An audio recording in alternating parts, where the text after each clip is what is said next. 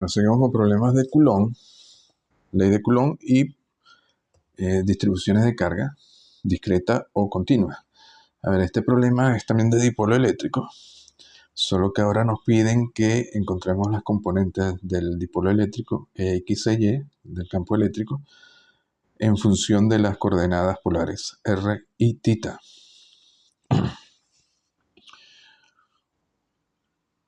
Y luego, bueno, esa es la parte A. La parte B, esto nos piden que demuestre que el campo eléctrico, bueno, tiene estas coordenadas, estas componentes, cuando R es mucho mayor que A.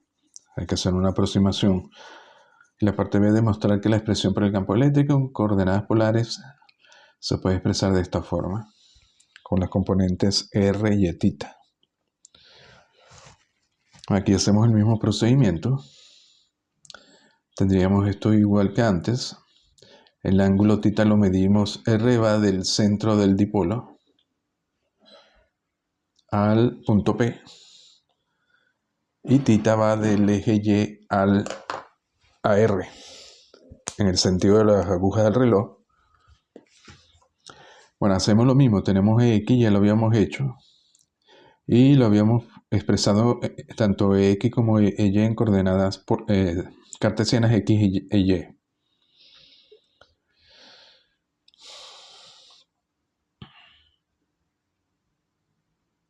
Luego teníamos que podíamos expresar R más o R menos al cuadrado usando la identidad del triángulo, como R cuadrado más A cuadrado menos más 2RA coseno de θ, o en coordenadas cartesianas como X cuadrado más Y menos más A al cuadrado.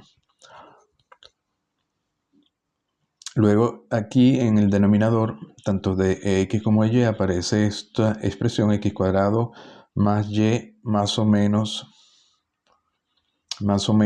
A al cuadrado, todo elevado a la 3 medio.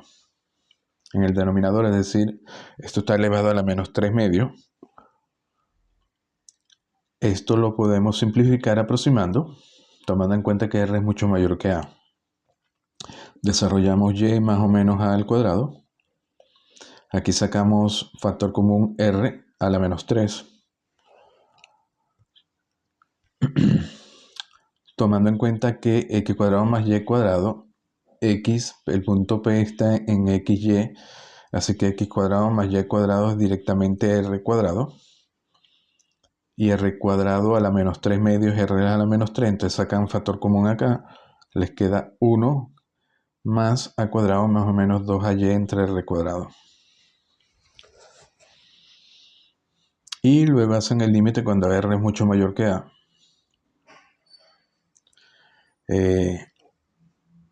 Para ese límite, bueno, habría que aproximar este término que está entre corchetes.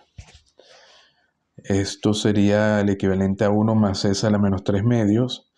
Y esto se puede aproximar si S es mucho menor que 1, puesto que R es mucho mayor que A. Estos términos aquí arriba dependen de A y de Y.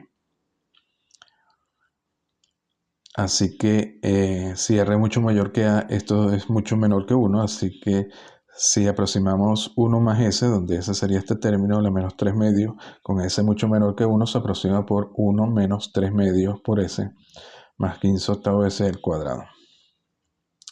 Aquí trabajamos solo con este término de primer orden, S, donde S sería esta. Fíjense que aquí aparece, para el caso de E de X, sacan factor común X y le va a quedar entonces esto menos este término, donde uno lleva el signo más, el otro el signo menos. Así que le quedaría con la aproximación 1 menos 3 medios por esto con el signo menos 1 menos 3 medios con ese más el signo más. Y al final le queda este término, 1 se va, esto también se va con este. Queda simplemente 6AY entre R cuadrado, que multiplicado entonces con... va multiplicado por X, entonces queda 6XYA por R a la menos 3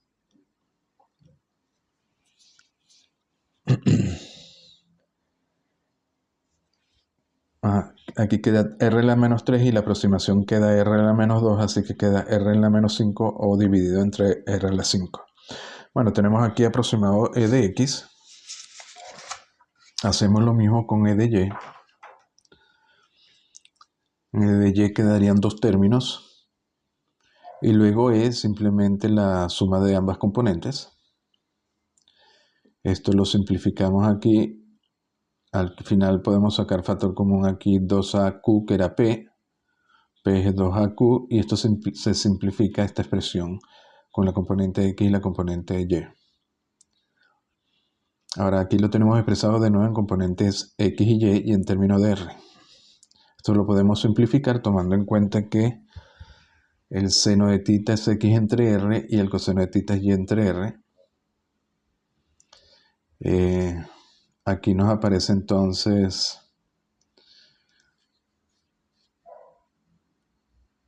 e de x nos quedaría 3yx entre r cuadrado. Y sería, colocamos r coseno de θ. Y x colocamos r seno de θ. Aquí nos queda r cuadrado, se va con el r cuadrado y al final obtenemos e de x solamente en función de θ y de r en coordenadas polares. Hacemos lo mismo para e de y, partiendo de esta expresión. Y al final podemos obtener la componente e, en este caso en coordenadas y j, es decir, en coordenadas cartesianas. Bueno, aquí aparece mezclado con r. Quiere decir que esto tenemos que simplificarlo para poderlo expresar en coordenadas r y θ. Es decir, este término 3 seno de θ coseno de θ en la división y más 3 coseno cuadrado menos 1 en la división j, tenemos que simplificarlo para que quede expresado en función de las coordenadas del vector unitario r y del vector unitario θ. Bueno, esto lo pueden trabajar, es simplemente trigonometría. Es cuestión de irlo trabajando. Aquí lo pueden seguir. Y al final llegan a esta expresión, donde aparece 2 coseno de θ multiplicado por esto, más seno de θ multiplicado por esto. Pero resulta que el vector unitario r se puede hallar como r entre el módulo de r. El vector unitario r va desde el origen al punto P. Este sería el vector r. Y así que el vector unitario r tiene esta dirección. Tiene dirección x positiva, y positiva. Por eso esto parece positivo. Este es el ángulo θ. Entonces fíjense que r coseno nos daría y. Por eso aquí aparece coseno de θ en la dirección y. Y r seno nos daría precisamente x. Así que aquí aparece seno de θ. Este sería el vector unitario de r. De hecho, esto tiene módulo 1, porque es un vector unitario. Θ, en este caso, lo pusimos creciendo del eje Y hacia el eje X, es decir, en el sentido de las agujas del reloj. Por tanto, θ en este caso va siempre perpendicular a r, pero en el sentido de las agujas del reloj, así que va en esta dirección. Y por tanto tiene componente x positiva, pero componente y negativa. Por eso aquí aparece menos j. Bueno, si este es el ángulo θ, pueden verificar que este ángulo que forma θ con la horizontal también es θ. Entonces, θ se puede expresar precisamente con el módulo, que es 1, por el coseno de θ nos da la componente x, por eso aquí aparece coseno de θ, y 1 por el seno nos da la componente y. Entonces fíjense que este término, seno de θ y coseno de θ j, es r unitario, el vector unitario r. Entonces esto se simplifica a 2 coseno de θ r unitario. Y aquí coseno de θ menos seno de θ en la dirección j es θ unitario. Entonces ahora sí lo tenemos expresado todo en coordenadas polares.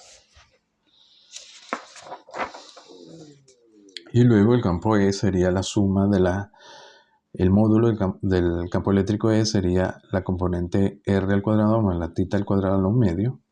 Simplemente hay que realizar la suma de ambas, donde la componente X donde R de R, fíjense que es 2P coseno de θ entre estos términos, y E θ es P seno de θ entre estos. Bueno, aquí simplemente lo colocan, hacen la trigonometría y se puede reducir a P3 coseno de θ más 1 a los medios. Bueno, aquí tenemos un problema de campo eléctrico para una distribución de carga continua. Nos dice que tenemos una barra delgada con carga uniforme por unidad de longitud lambda, que sería esta barra que tenemos aquí. Está curviada en forma de arco de radio R. Es un arco de círculo, un trozo nada más. Y el arco subtiende un ángulo total 2θ0. Sería el ángulo que subtiende, con simetría alrededor del eje X. ¿Cuál es el campo eléctrico E en el origen O? Entonces la carga está distribuida acá. Si lambda es positivo, esto sería positivo, y si lambda es negativo, esto sería negativo. Bueno, aquí lo vamos a hacer en coordenadas polares, porque tiene simetría circular. Tomamos un elemento diferencial de carga. Tenemos el radio R que va desde el elemento de carga hasta el origen O, formando un ángulo θ con la horizontal X.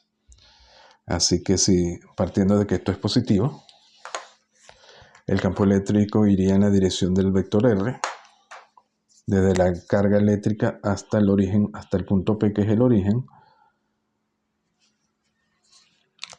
Aquí en este caso el módulo de R siempre es igual a R mayúscula, que es este radio del círculo. Y este diferencial de carga, simplemente como nos dan la carga uniforme por unidad de longitud lambda, esto se supone que es muy estrecho, como si fuera una línea. Por eso es una carga uniforme por unidad de longitud. El diferencial de carga simplemente va a ser lambda por el diferencial de longitud, que en este caso es este arco pequeño R de θ. Si esto es θ, esto es de θ, entonces este lado sería R de θ, que sería la longitud de L por la densidad lineal lambda. Bueno, luego la contribución del campo eléctrico en O sería por la ley de Coulomb, 1 entre 4pi es 0, de Q entre R cuadrado en la dirección R. Aquí R es R mayúscula y el vector unitario R, fíjense que lo podemos hallar fácilmente. Tiene dirección menos I y menos J. Por eso aparece menos I menos J. Y el módulo sería, fíjense que R forma un ángulo θ con X, así sería la componente X sería 1 por coseno de θ y la Y sería 1 por sería esta componente 1 por el seno de θ. Entonces tendríamos el vector unitario R, de Q es lambda R mayúscula de θ, que se va con una de estas R, y ya nos queda aquí todo en función de θ y el diferencial θ. Entonces tenemos que integrar en función de θ. Vamos a integrar entre menos θ0 hasta θ0. Bueno, aquí queda la integral de un coseno, un seno, es muy sencilla. Y al final nos da que solo tiene componente X. La componente Y se anula por simetría del arco, es decir, si cada elemento que está de este lado, del lado de la Y positiva, podemos encontrar un elemento que está del lado de la Y negativa y que va a producir un campo en esta dirección que anula la componente Y, pero deja la componente X y va en la dirección menos I.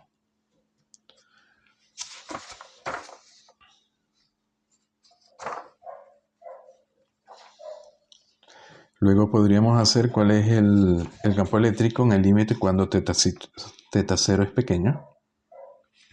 Es decir, este arco es muy pequeño. Bueno, el seno de θ0 se aproxima por θ0. Entonces E nos da esta relación. Pero resulta que si multiplicamos arriba y abajo por R mayúscula nos queda esto. Y tenemos que la carga total sería R por el ángulo total, que es 2θ0 por lambda. Entonces nos da Q total entre 4pi es 0 R cuadrado en la dirección menos I. Es decir, es la fórmula para una carga puntual en a una distancia r del punto donde estamos calculando, que es aquí en el origen. Perdón. Entonces, si el ángulo θ0 es pequeño, esto se puede ver como si fuera una carga puntual que está aquí sobre el eje X. Y por tanto, el cálculo es simplemente el campo eléctrico, sería el campo eléctrico de una carga puntual. Que es por tanto, es un resultado esperado. A ver, aquí tenemos otro problema. Tenemos una barra no conductora que se extiende de longitud L de aquí a acá. Y densidad de carga lambda tiene una carga total Q que yace sobre el eje X. Calcular el campo eléctrico en este punto P localizado a una distancia Y fuera del eje de la barra, es decir, sobre el eje Y, ¿no? Esta barra se inicia en X1 y termina en X2, tiene longitud L. Bueno, hacemos lo mismo, comenzamos con un elemento diferencial del carga de Q. En este caso de Q se halla por de aquí a aquí es X, se halla por un dx' por el lambda. Aquí vamos a trabajar las coordenadas de los elementos de carga con las primas. Por eso ponemos dx' y las coordenadas del punto P sin prima. El campo eléctrico, entonces, que genera este elemento de carga, iría en la dirección del vector R', y sería por la ley de Coulomb 1 entre 4pi a 0 de Q entre R' al cuadrado. dq es lambda de x', R' al cuadrado, fíjense, sería x' al cuadrado más a esta altura que es y cuadrado. Y R, que va en esta dirección, va en la dirección x negativa, y positiva, va hacia la izquierda y hacia arriba, x negativa, y positiva. Fíjense que R' forma un ángulo θ con la vertical, es decir, sería este ángulo, así que el vector R que va aquí forma un ángulo θ, por tanto sería 1 por el coseno, nos daría la componente y, coseno de θ, y 1 por el seno nos daría la componente x, por eso aparece seno de θ acá. Tenemos R unitario igual a esto. Bueno, aquí R' al cuadrado, y' es y, este punto y es fijo.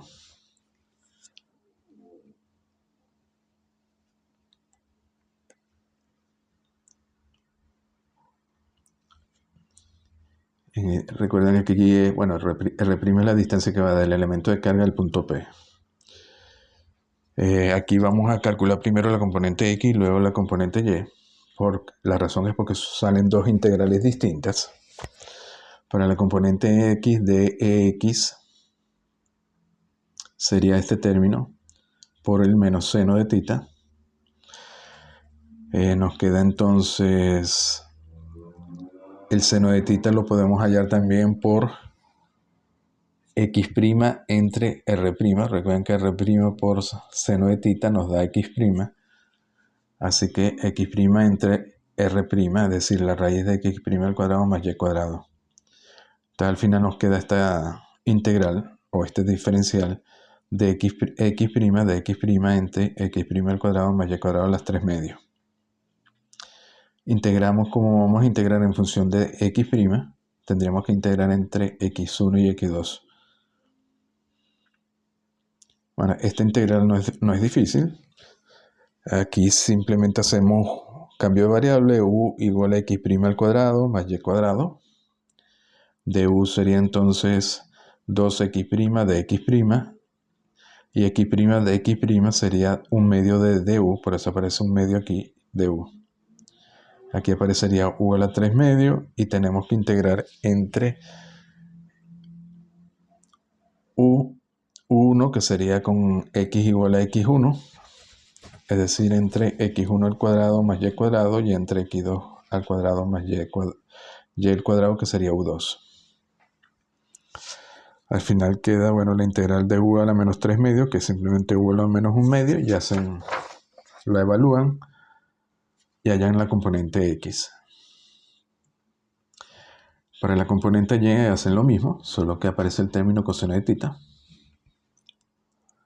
pero resulta que coseno de tita se puede expresar como y entre r', y por tanto al final nos queda este diferencial de x' entre esto, y esto es una constante porque y siempre es constante, que es la coordenada del punto P. Entonces nos queda esta integral integrada, si integramos en función de x', tendríamos que integrar entre x1 y x2. En este caso, fíjense que es otra integral, se puede simplificar esta integral al final integrando lambda y entre 4pi es 0, y esto quedaría, haciendo el cambio de variables, 1 entre y cuadrado, y quedaría la integral de coseno de tita. Y por tanto tita tendríamos que integrarla entre tita 1, que es para x1, y tita 2 para x2.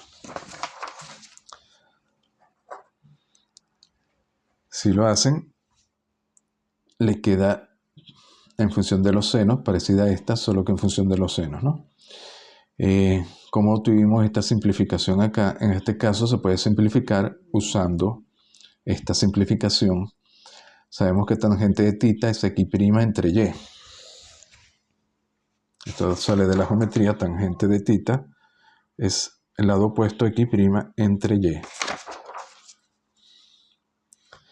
Tomamos entonces, despejamos x' y tomamos el diferencial en ambos lados. Nos queda dx' igual a y es constante, por la derivada de la tangente de tita. La derivada de la tangente de tita es la secante cuadrado de tita, que sería 1 entre el coseno cuadrado de tita.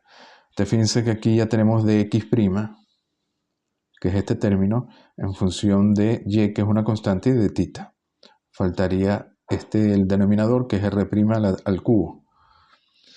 Pero sabemos que r' por el coseno de tita es y, así que r' al cubo por el coseno al cubo de tita es y al cubo, es decir, r' al cubo es y al cubo entre coseno al cubo de tita. Este ya lo tenemos también expresado en función de tita. Si hacen la división de x' entre r' al cubo, le queda 1 entre y cuadrado coseno de tita, ya la hemos simplificado. Bueno, eso en este caso se pudo simplificar. Otra alternativa es hallar esta integral directamente en función de x, pero es más complicada, y para eso es mejor recurrir a las tablas de integrales. Las tablas de integrales las pueden conseguir en los anexos de los libros de cálculo, pero bueno, el número de integrales que ahí aparece limitado. Otra alternativa es buscar un libro de tablas, de fórmulas y tablas. Por ejemplo, yo uso este libro, que es un manual de fórmulas y tablas matemáticas. Y por ejemplo, la integral que estaríamos buscando sería esta, de x entre x cuadrado más a cuadrado a la n, de x entre x cuadrado más a cuadrado, porque esto es una constante, a la n. En este caso hacemos n 3 medios, y fíjense que la solución es más complicada, ¿no? Bueno, si n es 3 medios, que tendríamos que resolver esto. Aquí nos daría 2n, sería 3, 3 menos 3, 0, esto se va. Solo nos quedaría este término con n igual a 3 medios y a igual a y. Y luego evalúan entre x1 y x2. Y bueno, y si no aparecen estas tablas, si tienen un problema, porque entonces la integral es bastante complicada. Estos libros generalmente tienen bastantes integrales.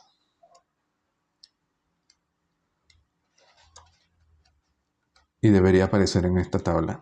Cuando hacen estos problemas de ley de Coulomb, van a aparecer integrales de todos los tipos, ¿no? Entonces es mejor recurrir a este tipo de manual. Bueno, lo dejamos hasta aquí.